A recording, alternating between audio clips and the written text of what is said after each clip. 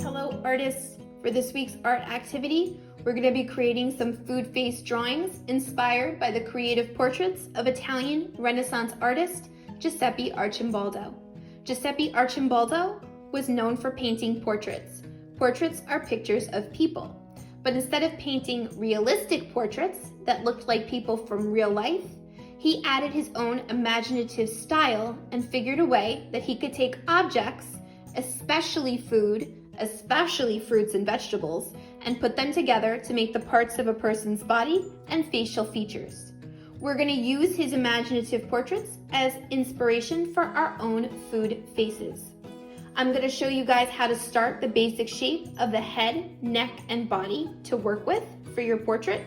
And then I'm going to give you some ideas of different types of fruits and vegetables and how you can use them to make the facial features and the shoulders and the body.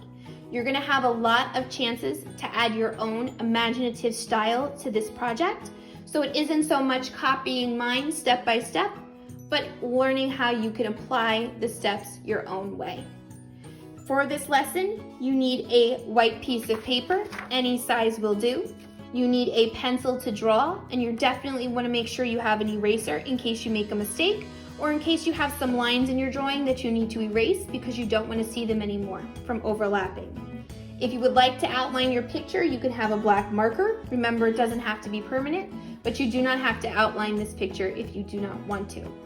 As for coloring, it's up to you what you like. You could use crayons, you could use markers, and of course you could always use colored pencils. If you want, you could even combine all three. I use markers and crayons in mine. Sometimes it's great to use a little bit of everything that you have in your work. You choose whatever you would like to color.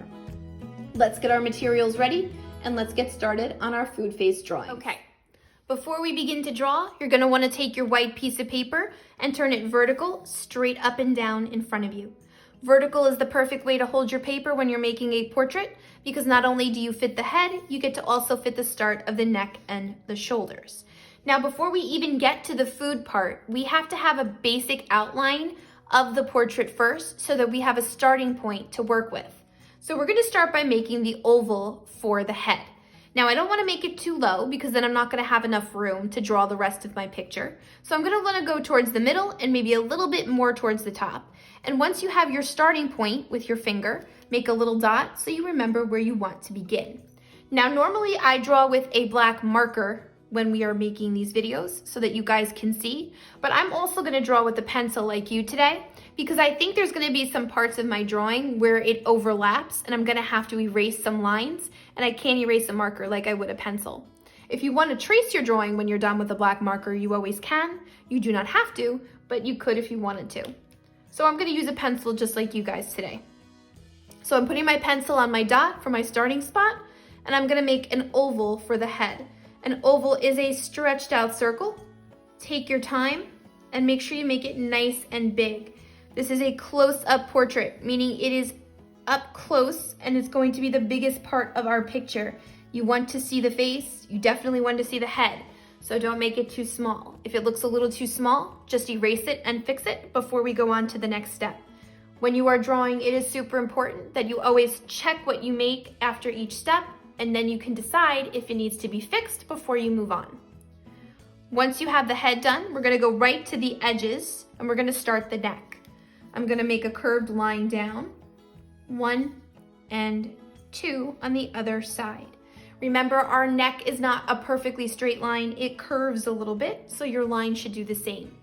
I'm gonna then go out for the shoulders, towards the side, out, again, it curves.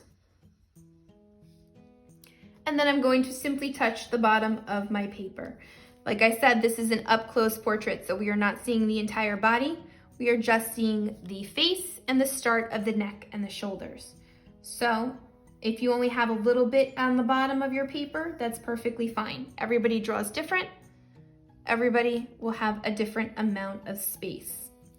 Now that I have the basic outline of my portrait, here comes the fun part where I get to decide what kind of fruits and vegetables I want to use to make all of the facial features. Now, like I had mentioned in the beginning of the video, this is an open-ended project. Open-ended means you're not necessarily copying me exactly. You are just using my demonstration as inspiration for your own ideas. So you do not have to copy what I am drawing. You can create your own portrait, and you should create your own portrait using your own ideas of food and fruits and vegetables to make all the facial features. I'm just going to demonstrate a way to get you started. No matter what we do, we start with the basic outline, but from here on out, you guys can add your own ideas to your picture. It doesn't have to match mine. So I'm going to use some examples of fruits and vegetables. If you look at the project PowerPoint that was attached to our assignment, you'll notice that there's some slides that have all different types of images of food to help you. There's some fruit. We've got cherries and apples and watermelon and grapes and pineapples, limes and lemons and strawberries and pears. There's vegetables with lettuce and onions and radishes and celery and mushrooms, all different things to help you. So if you can't think of a vegetable or a fruit on your own, or if you're not sure what it should look like when you draw, please use these pictures that are part of the PowerPoint as a reference to help you out.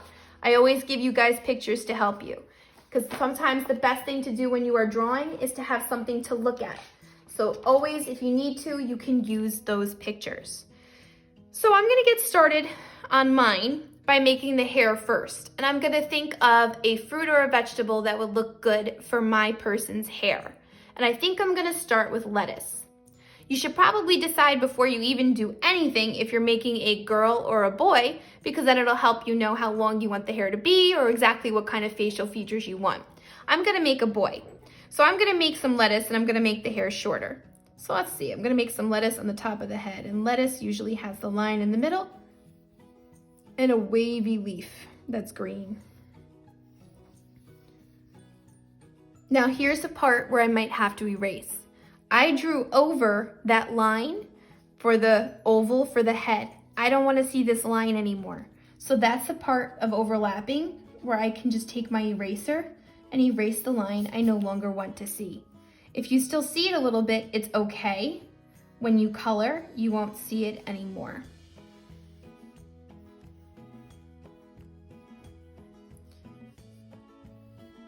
So here's some lettuce for the start of the hair. Now I can also add some other ideas, not just one fruit or vegetable for the hair. Let's see, maybe I make some string beans that stick up. Kind of give them like a mohawk almost. I could color them in green later. Lots of possibilities of food that you could use, fruits and vegetables, to make hair. You just got to think about how you want to put them together. This project takes a little bit of brainstorming so that you can come up with some ideas before you begin. Once I do the hair, maybe I move down below to the ears. Maybe I do a slice of watermelon, since ears usually remind me of a half a circle. And a slice of something like watermelon or a lemon or an orange, that's a half a circle. Or an apple. And here's my watermelon ears. Okay, so now that I have the hair and the ears done, I could brainstorm some different ideas and different types of food, especially fruits and vegetables, that I could use to maybe make the eyes, the nose, and the mouth, and to finish off the rest of the neck and the shoulders. Now remember, you're using my video and my example as a means to understand the steps, but you do not have to follow directly what I am doing. You should be using your own ideas and brainstorming the own food that you want to use for your food face. So I'm gonna fast forward a little bit through the drawing so that you guys can understand how the process works, but you don't have to necessarily copy me exactly. So just watch how it goes.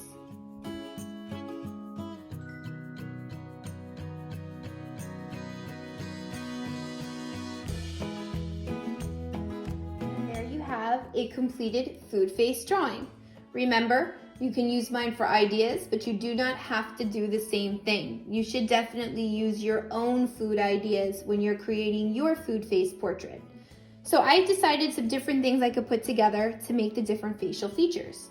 I have a carrot for the nose because I thought it was a good pointy shape, and I could use the green part of the carrot's stem to make the eyebrows above the eyes. I've got lemons for the eyes because they're a nice oval shape, and I put a little blueberry for the pupil inside, and I wanted my person to be smiling, so I made a banana because I figured it's the perfect shape for a smile.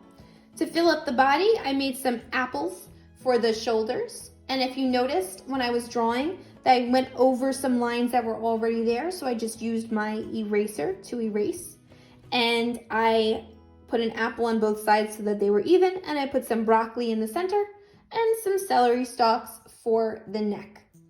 Here's another example that I had made using some different fruits and vegetables. Here's one that's got radishes and a little crown of blueberries with the lettuce hair and some carrot earrings and some lemon slices for the ears. And I put pumpkins for the shoulders and an ear of corn for the nose. So there's lots of ideas. The more you put in your picture with the fruits and vegetables for your food face, the better it's going to look. So take your time with your work. When you are done drawing, you get to choose your coloring materials. Crayons and markers work perfectly fine, or just crayons, or just colored pencils, or a little bit of everything. It's up to you.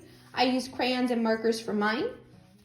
When you're coloring, you should make sure that you color your fruits and vegetables the correct color that they're supposed to be. For example, I made some hot red peppers for the hair, so I made sure I colored them red. Got orange for the pumpkins, and there's going to be lots of greens in your pictures because a lot of vegetables have green leaves. Also, when it comes to the face, you can make one solid color. I used a tan color, almost like a kiwi. If you wanted to, you could make the whole head into a fruit or vegetable. I've seen people make it into a melon and make the green and yellow stripes. Somebody even made it a pineapple once and used the leaves of the pineapple as the hair. So that's something you could do too, and then draw the facial features on top of it. Take your time with your drawings. Take your time coloring. Remember, you choose whatever materials you want to color. Just color in neatly and completely. You can use my work as inspiration for yours, but I really want to see some of your own food face ideas. So get as creative as you want with the fruits and vegetables that you use for your own body and facial features.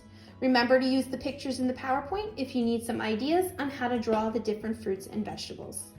Good luck with your work, and I can't wait to see what it looks like when they're done.